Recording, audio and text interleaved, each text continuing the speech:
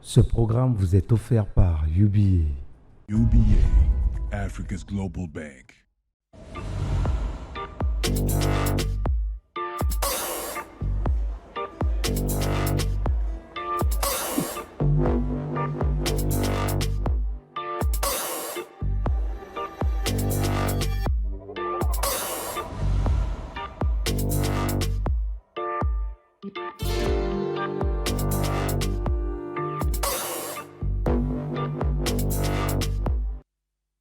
Bienvenue, vous êtes sur Gabon 24, nouvelle émission Écho de l'écho. Alors, il y a 10 ans, personne, hormis quelques passionnés, ne savait ce qu'étaient les crypto-monnaies. Il y a très peu, elles étaient vues encore comme des bêtes curieuses dont il fallait se méfier. Aujourd'hui, les crypto-monnaies se sont si bien installées dans le paysage de la finance personnelle que même les grandes banques, longtemps réticentes, envisagent de les offrir à leurs clients sous forme de produits de placement.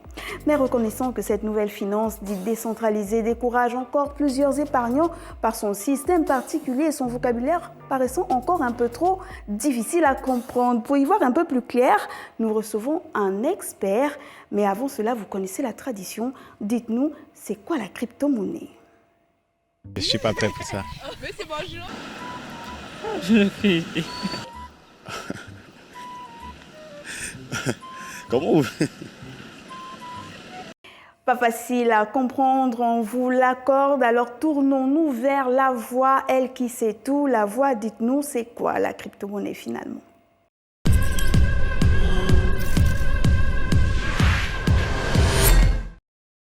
Bonsoir à tous. Les crypto-monnaies sont les monnaies exclusivement digitales, de simples lignes de code, au contraire de la monnaie classique comme le franc ou le dollar, dont l'existence est typiquement matérialisée par des pièces de monnaie, des billets de banque, des cartes de débit et de crédit, des applications de paiement par téléphone, des systèmes de virement bancaire et postal, pour ne mentionner que ces manifestations courantes. Leur seule matérialité est une inscription numérique sur un support tel qu'un smartphone ou un ordinateur. L'autre différence fondamentale des crypto-monnaies par rapport aux monnaies traditionnelles est leur décentralisation complète. Elles ne sont généralement pas émises par une banque centrale, elles ne sont pas stockées dans des comptes bancaires. Elles ne circulent pas dans le système bancaire, mais directement entre chacun de leurs détenteurs au moyen d'un registre distribué que l'on appelle blockchain. Vous aurez les détails avec notre invité. Il convient de souligner qu'il existe 3 catégories de crypto-monnaies. Les unités de compte entièrement indépendantes, créées par des privés, dont la valeur dépend entièrement du marché. Les stablecoins, monnaie numérique basée sur une monnaie classique dont elle réplique le cours. Et enfin, les monnaies digitales de banque centrale, qui sont en fait la digitalisation par les banques centrales des monnaies classiques. Voilà, Modeste.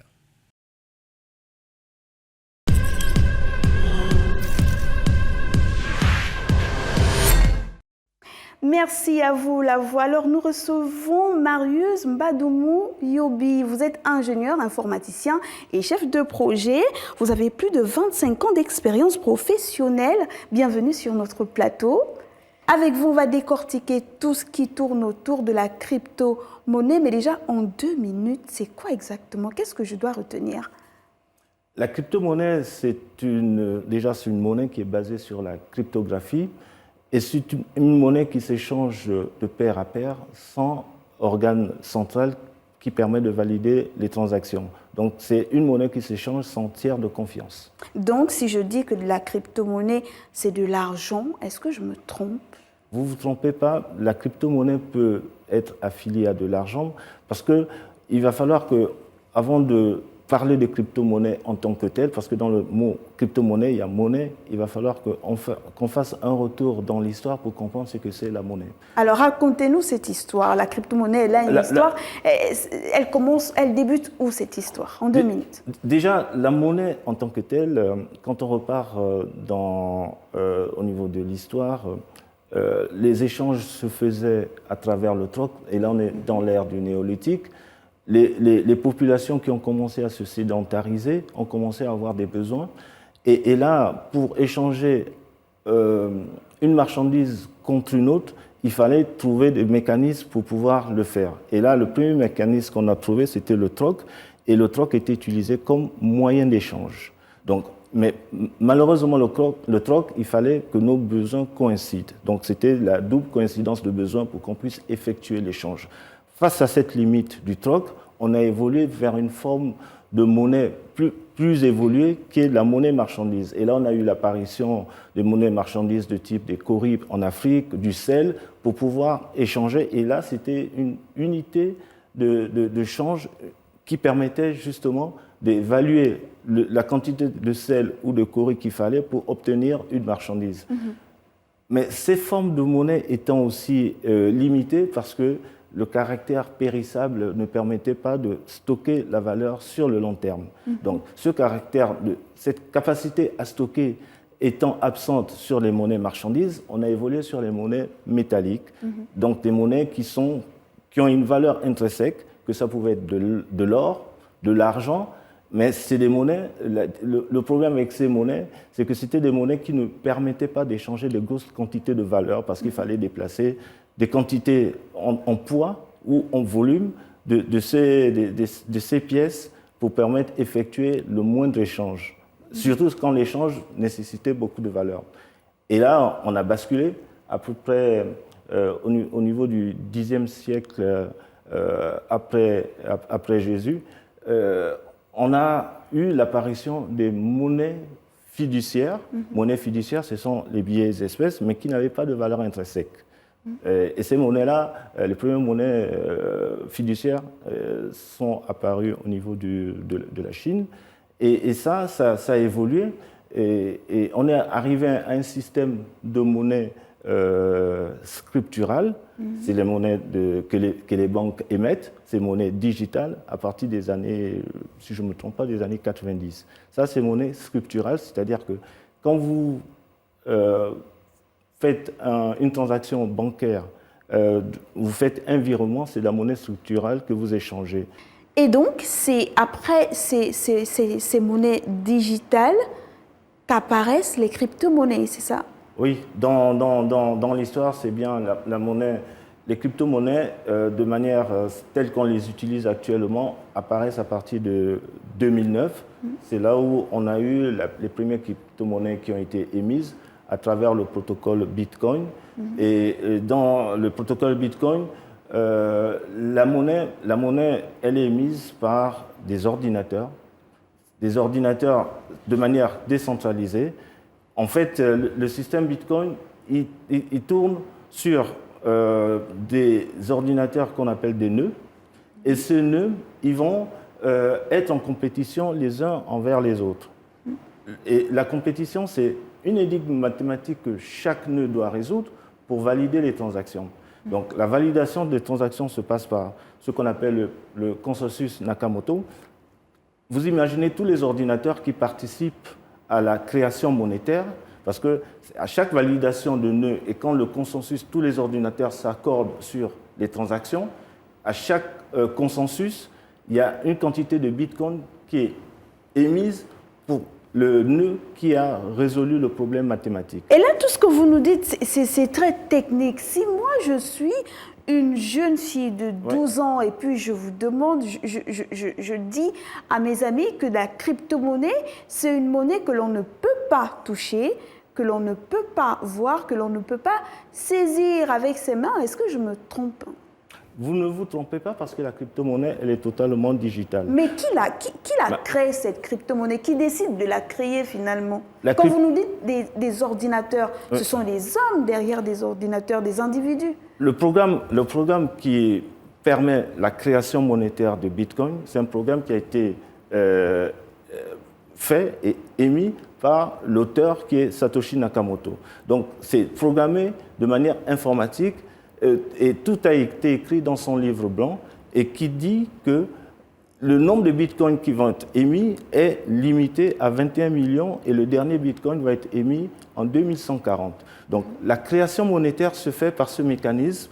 Toutes les 10 minutes, il y a une quantité de bitcoin qui est émise. Mais là, la quantité de bitcoin est émise en fonction des transactions qui sont validées. C'est-à-dire que vous, le côté technique ne vous intéresse pas. Vous voulez échanger des bitcoins ou peu importe tout type de crypto-monnaie qui est basé sur le mécanisme du bitcoin. Vous allez envoyer des bitcoins à la personne à qui vous souhaitez envoyer les bitcoins. C'est une transaction qui va être inscrite dans ce qu'on appelle un pool de transactions et tous les mineurs vont aller chercher les transactions pour les valider. Donc vous transmettez, mais eux, ils doivent sécuriser le réseau et valider les transactions. On a vraiment l'impression d'être dans un film de science-fiction et puis dans tout ça, déjà, même la voix nous l'a dit, on parle de la blockchain. C'est quoi exactement? Oui, justement, la blockchain, c'est la technologie qui permet justement d'échanger de la valeur.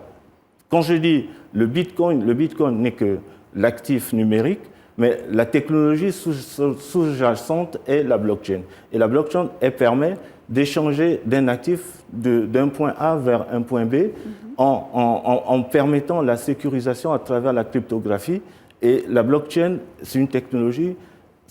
Imaginez, à chaque fois qu'une transaction est validée, c'est un bloc de transaction que tous les validateurs s'accordent à dire que ce bloc, il est valable.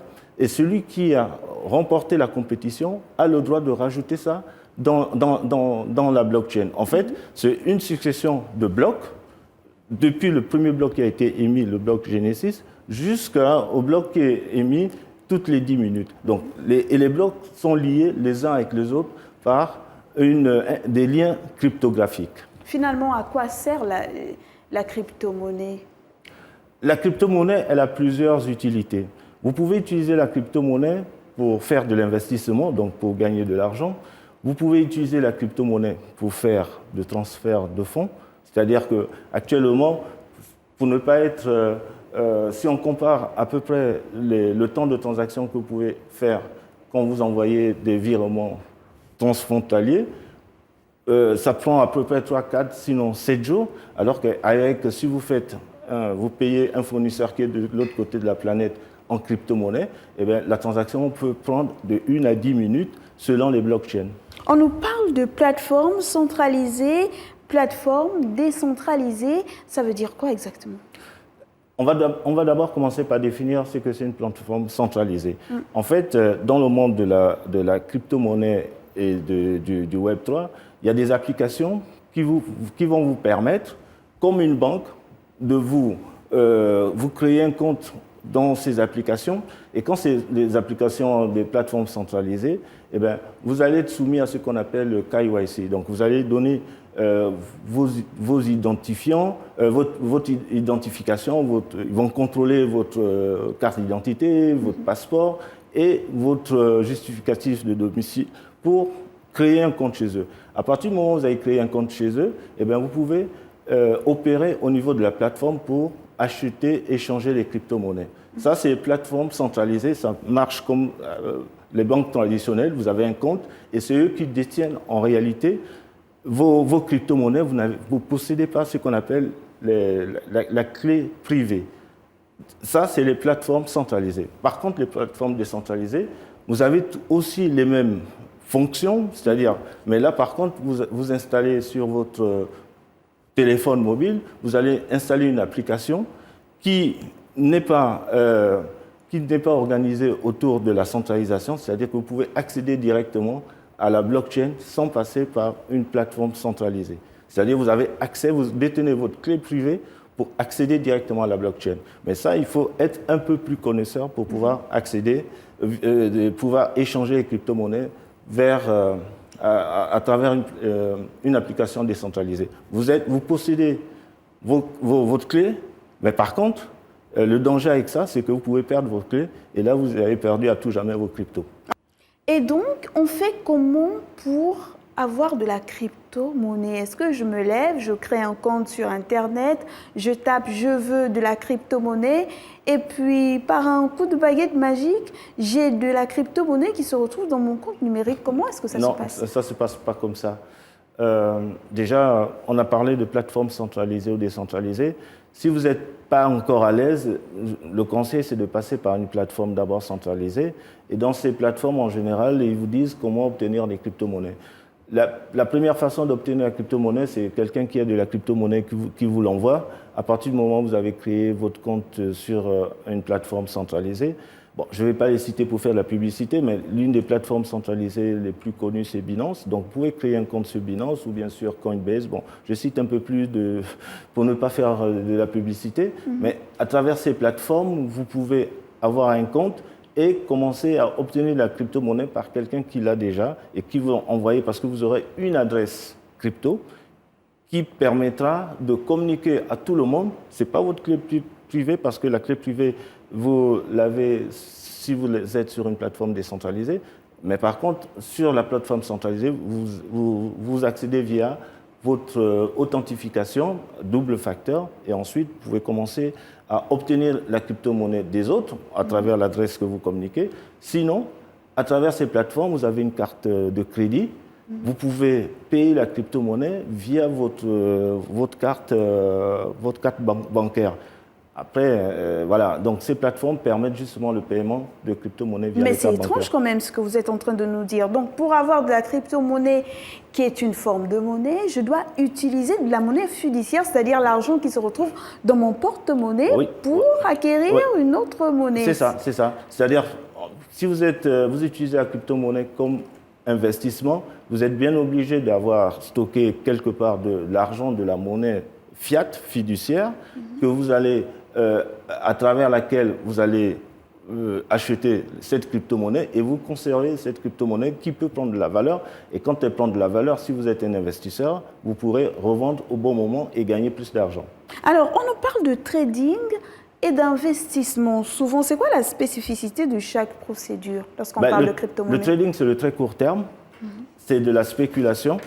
Et à vrai dire, ceux qui peuvent trader, c'est les connaisseurs. Pour quelqu'un qui démarre dans la crypto-monnaie, le conseil, c'est de ne pas faire du trading. Parce que c'est hautement spéculatif et hyper volatile. Et donc, quand on est nouveau et on rentre dans la crypto-monnaie, il est déconseillé de faire du trading. Par contre, l'investissement, c'est du long terme. Vous achetez de la crypto-monnaie, vous faites ce qu'on appelle de la DCA, c'est-à-dire que tous les mois, vous mettez une quantité de ce que vous avez mis en crypto-monnaie, vous allez rajouter avec une part de votre salaire ou des revenus, vous achetez de la crypto-monnaie. Et puis, moi, si j'ai un conseil à donner, même si je ne suis pas conseiller en investissement, c'est choisir les crypto-monnaies majeures, que sont le Bitcoin ou l'Ethereum. Au moins, on est sûr de la sécurité de ces crypto-monnaies et que derrière, ce n'est pas des arnaques. C'est quand même assez technique tout ce que vous êtes en train de nous dire. Et là, on se demande, est-ce que la crypto-monnaie concerne tous les utilisateurs? Elle s'adresse à qui finalement? Pour l'instant, la crypto-monnaie, c'est encore quelque chose qui n'est pas très répandu. Et même ce que vous dites, moi je pense que de plus en plus en Afrique, la crypto-monnaie commence à se répandre parce que quand on a fait notre InnoConf la semaine dernière, on a vu qu'il y a des gens qui sont de plus en plus intéressés. Et quand vous regardez un pays comme le Nigeria, c'est un pays où, avec leur monnaie qui est hyper volatile aussi, les Nigérians préfèrent acheter la crypto-monnaie. Au moins, avec celle-là, ils sont sûrs de conserver leur pouvoir d'achat. Parce qu'ils l'utilisent comme réserve de valeur. Et contrairement à leur monnaie avec l'inflation qui perd de la valeur, donc les Nigérians, eux, ils stockent leur valeur dans les crypto-monnaies. Quand vous dites ils stockent leur valeur dans la crypto-monnaie, ça veut dire quoi exactement? C'est-à-dire j'achète, je cache, j'attends, ou alors j'achète et puis ça facilite mes échanges sur le marché. Est-ce que je peux acheter la banane avec de la crypto-monnaie, des vêtements avec de la crypto-monnaie, une maison avec de la crypto-monnaie? Vous pouvez tout acheter, je vais vous expliquer comment. Dites-moi. Déjà, il existe deux formes de crypto-monnaie. Il y a des crypto-monnaies volatiles, c'est-à-dire qui varient en fonction du prix du marché et en fonction de l'offre et de la demande. Et il y a des crypto-monnaies qu'on dit stables. Et ces crypto-monnaies stables, c'est des stable coins, c'est-à-dire c'est des crypto-monnaies qui sont adossées à des monnaies fiat. C'est les monnaies qui ont cours légal. Et donc, vous avez des crypto-monnaies qui reflètent la valeur du dollar, vous avez des crypto-monnaies qui reflètent la valeur de l'euro, et ainsi de suite. Et même, il y a des crypto-monnaies qui reflètent la valeur du CFA, le protocole Jarvis. Et donc, vous pouvez acheter des JCFA. Donc, c'est cette crypto-monnaie, un franc, est égal à 1 JCFA. C'est pareil pour le dollar. 1 dollar, vous avez le USDT de la société Tether qui émet des dollars. Et donc, à travers la crypto-monnaie, vous pouvez vous protéger, par exemple, de l'inflation. Celui qui a peur de la volatilité des crypto-monnaies volatiles eh bien, peut conserver sa valeur dans des crypto-monnaies dites stablecoins, donc des crypto-monnaies stables. Donc, vous pouvez acheter, vous rendre dans un commerce qui accepte la crypto-monnaie, de la banane, ça peut être peu importe quoi. Vous utilisez des stablecoins pour acheter, c'est exactement comme si vous aviez des dollars ou comme si vous aviez des euros. Et donc, il existe actuellement plusieurs centaines de crypto-monnaies, on ne va pas les citer.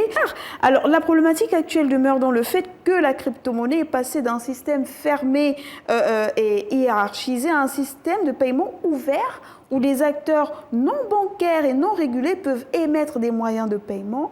C'est dangereux quand même, c'est-à-dire moi, je peux me lever, décider de créer ma crypto-monnaie, peut-être la vendre et puis rouler des gens. Est-ce que c'est ce que ça veut dire ? Non, malheureusement, il y a de tout.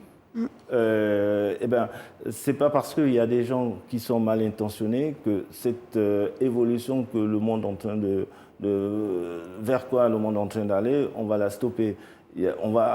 Peu importe dans quel domaine on se situe, il y a toujours des gens malveillants et qui profitent de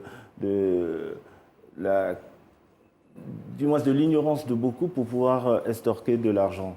Et la crypto-monnaie en tant que telle, elle souffre aussi des escroqueries. Mais pour investir en crypto-monnaie, il faut déjà savoir dans quoi on investit. Quel est le projet qu'il y a derrière.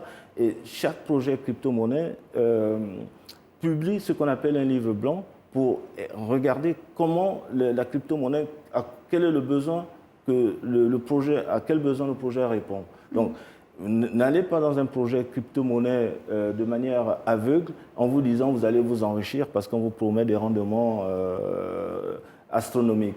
Donc, vous tombez tout de suite dans le piège si vous voulez gagner de l'argent sans comprendre ce qu'il y a derrière le projet crypto-monnaie. Quand vous investissez dans le Bitcoin, vous êtes sûr qu'il n'y a pas d'arnaque derrière.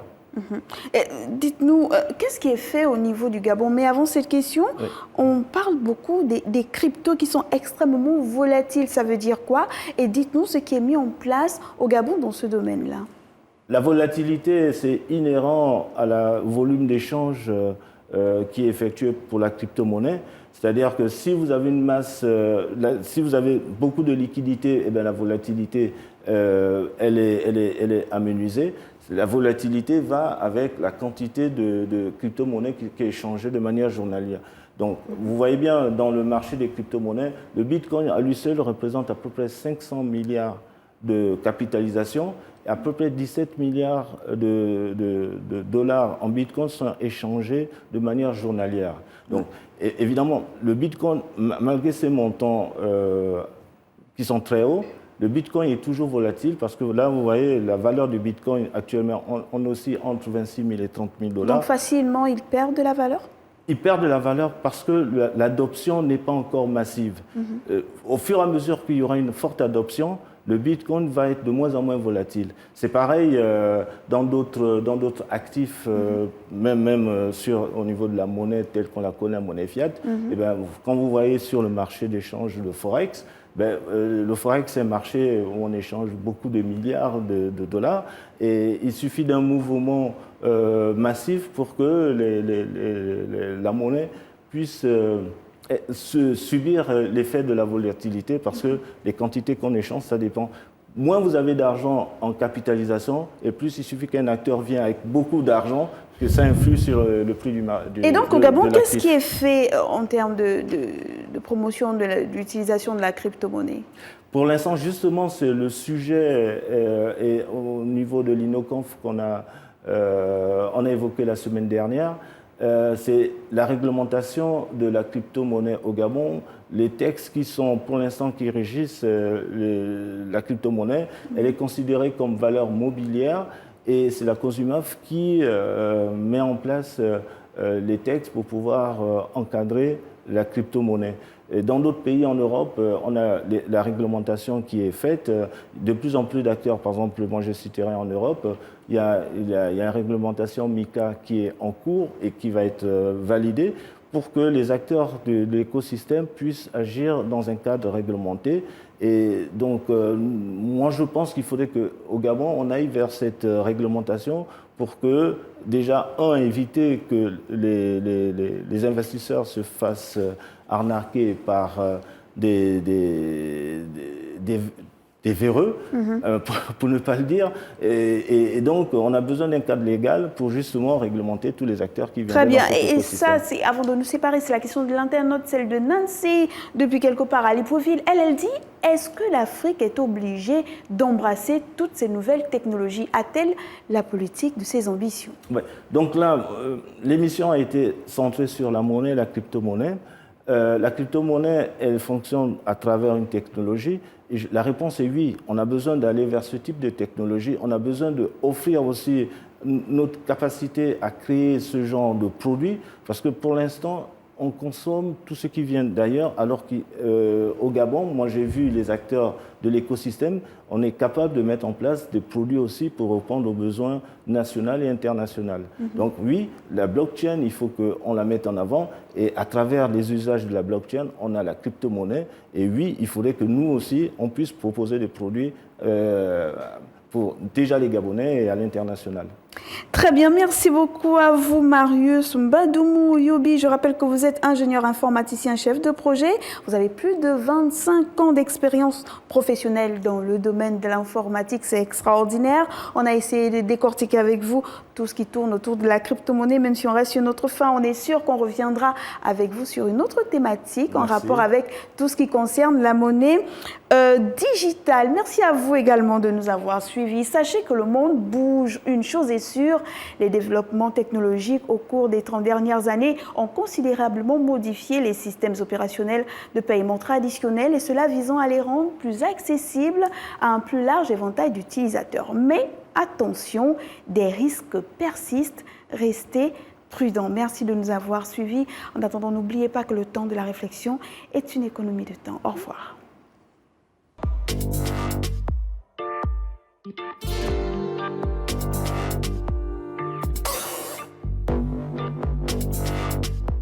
Ce programme vous a été offert par UBA. UBA, Africa's Global Bank.